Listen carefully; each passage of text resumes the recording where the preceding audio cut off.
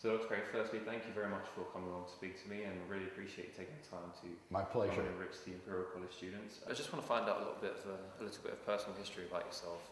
So when did you first become interested in philosophy?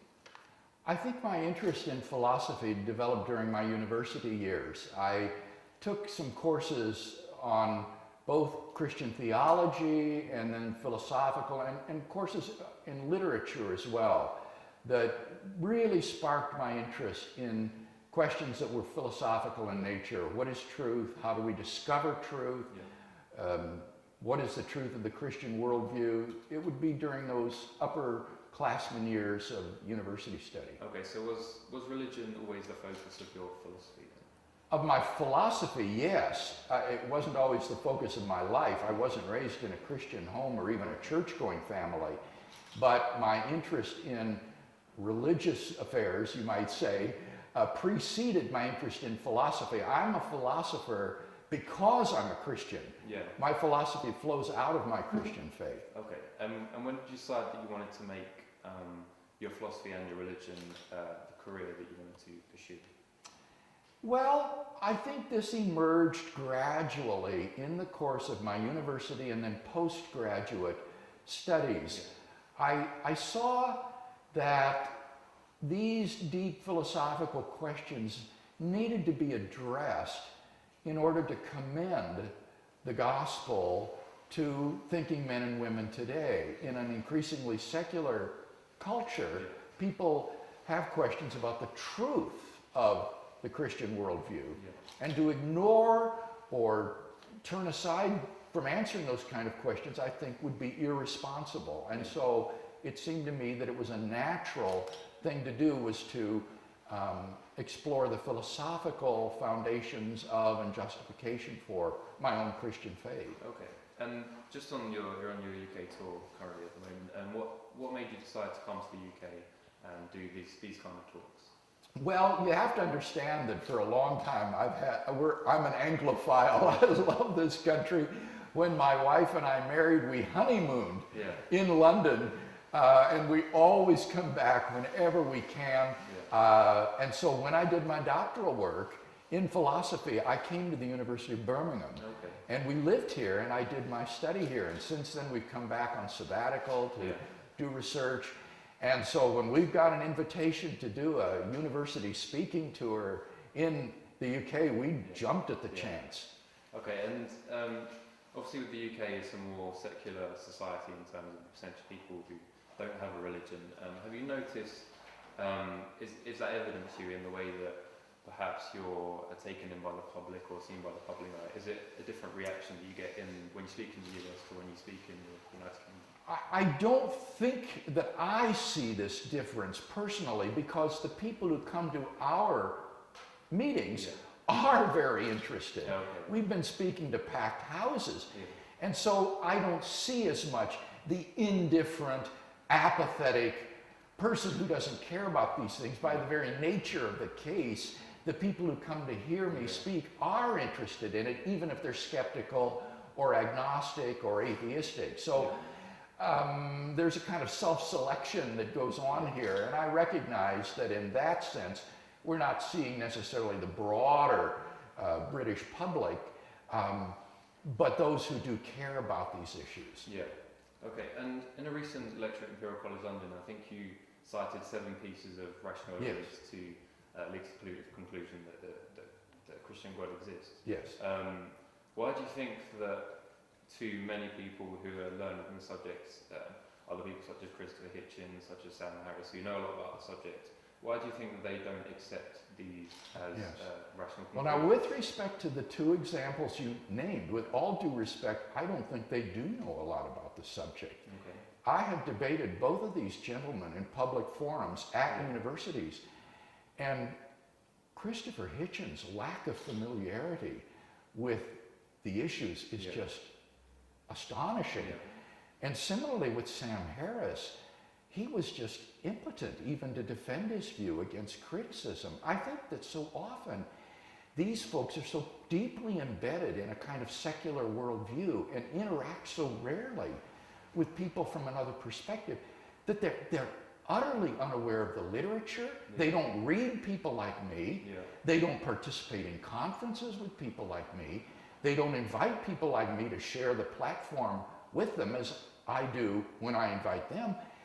And so there really is a tremendous ignorance, I find. Many of these folks, I think, rejected the Christian faith as young people, 11 or 12 years of age, and they've never studied it again since. Yeah. Now, having said that, there certainly are many that are philosophically informed and have a different take on the issue. And I would say that a difference of opinion is possible on these deep questions.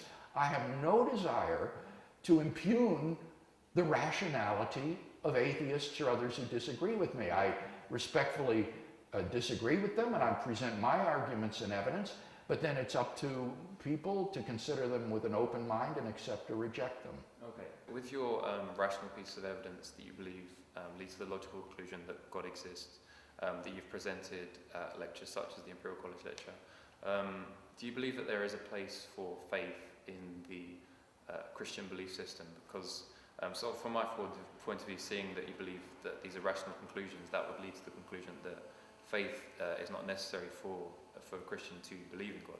So how important is faith, and does it have a part to play in the Christian belief system? I think it absolutely does leave room for faith. In the New Testament, the concept of faith is not a way of knowing something.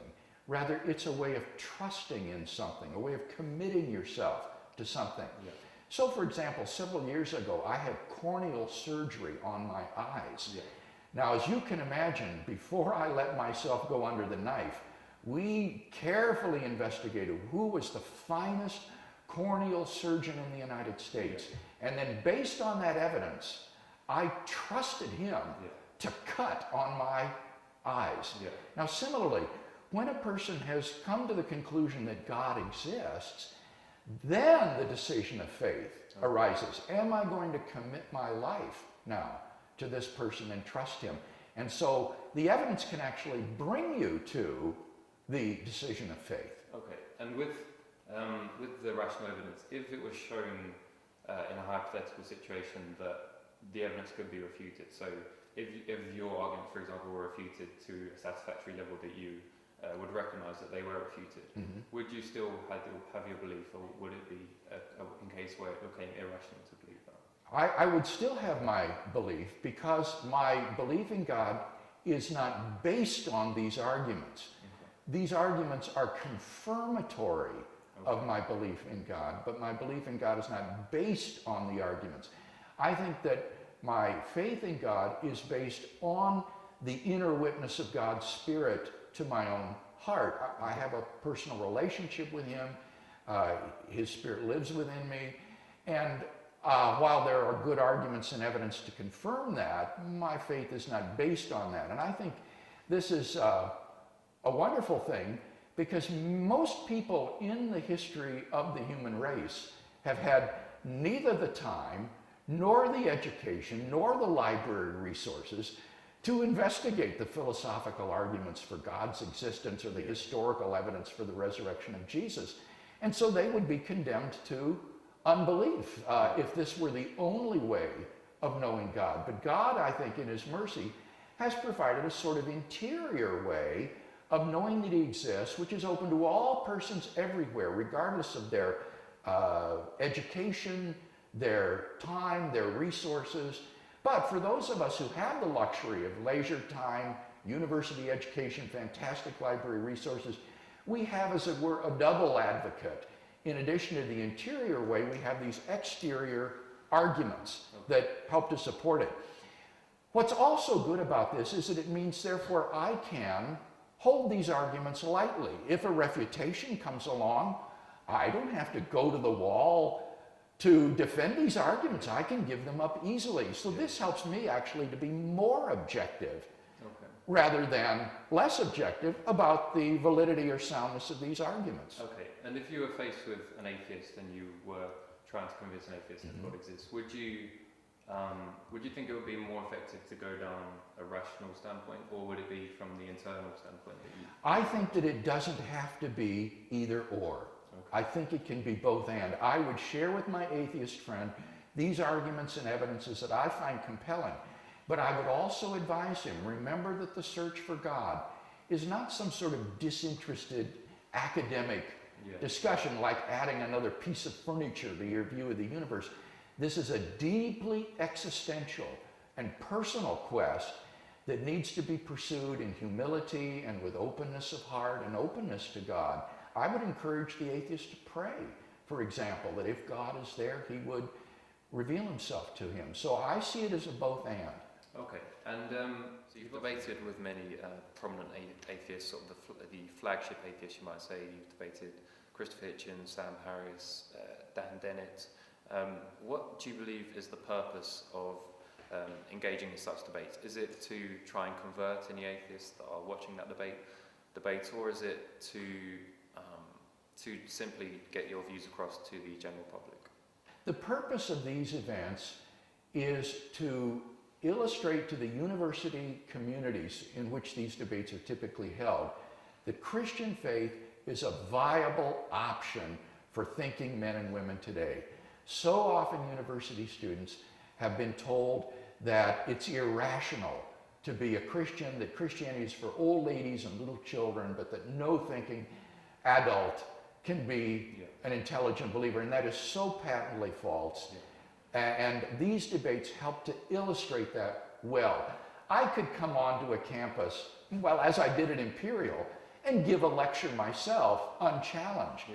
But it's far more, I think, effective and credible when an atheist shares the platform with me, is given equal time and even the last word, and yet students still see that the Christian worldview comes out intellectually head and shoulders above its competitors. So I welcome the open dialogue with atheists about this. Okay, and with in events when you're speaking to in contrast to when you're speaking, for example, at university, if you're speaking at a predominantly Christian event, what would you say the purpose of that? Is it just to affirm the faith of those present, or do you have another motive for doing that?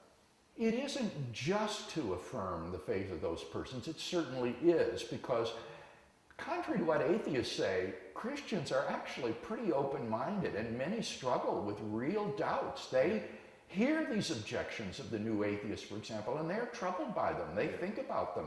Christians are not the brain-dead people that atheists sometimes portray. And so hearing that there are good reasons to believe, as well as good answers to the objections, can affirm the faith of Christians. But there is a further reason I will sometimes speak to Christian audiences, and that is to equip them. If Christians can be trained to give good reasons for what we believe and good answers to unbelievers' questions, then they will be more effective in sharing with their friends and family members the good news of the gospel. And so I'm interested in equipping Christians as well to be good witnesses to the truth of the Christian faith. Okay, and as well as doing the debates, obviously you do a lot of writing yourself. What do you enjoy, first of all, do you enjoy doing more? And secondly, what do you think is a more convincing form of argument? This is a really good question. I enjoy them both so much. When I'm home in my study writing, I'm very often thinking, gosh, I wish I could be out on the road speaking or debating. When I'm traveling and speaking, debating, I think, oh, I wish I could be in my study now with peace and quiet and writing. They're both really wonderful opportunities, and I enjoy them both and do both equally. In terms of which is most effective, I once would have said, and I'm still probably inclined to think, that the writing and research is more effective in reaching people, because my circumference of personal contacts is so limited compared to the written word. My books get into the university libraries where they will be there for generations. And so my goal as a writer is to leave a legacy that outlives myself. However, since the development of the internet and YouTube, what it turns out is that the number of people who hear me live, say at Imperial College, turns out to be a tiny minority. There will be tens of thousands of people who will watch that YouTube video. I have never put a video on YouTube, but other people pirate them and put them up. And I recently saw a Google stat that said that at these Dr. Craig video sites, they have had over 4 million views. That is far more than I've sold in terms of books. So it may well be that the public speaking actually will reach more people because it too is archived in this way and reaches far more people than I do in the actual live audience. Okay, and just before we end up, we've just got 2 more questions. First one is about Richard Dawkins. And obviously there's been a bit of an ongoing, I won't say an ongoing saga, but there's been a lot of back and forth between you and Professor Dawkins. And I was just wondering if you've read his recent article in The Guardian that was published. I have read it, but I want to say there has not been a back and forth between me and Richard Dawkins. I have not responded to any of this. All of this is generated by other people who invite him and me to be in these debates, who have started this bus campaign in Oxford, who have made these YouTube videos. I don't have anything to do with that. I have preferred to just stay out of this and watch as a sort of amused bystander.